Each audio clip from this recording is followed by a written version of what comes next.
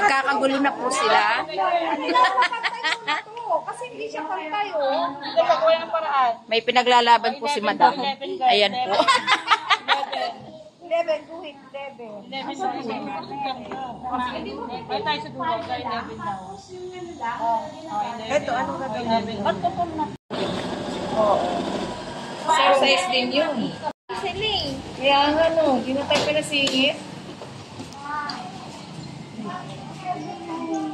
Wait lang. Wait lang. Ano pa nga eh. Uy, nagano. Kahit maiksi lang yun.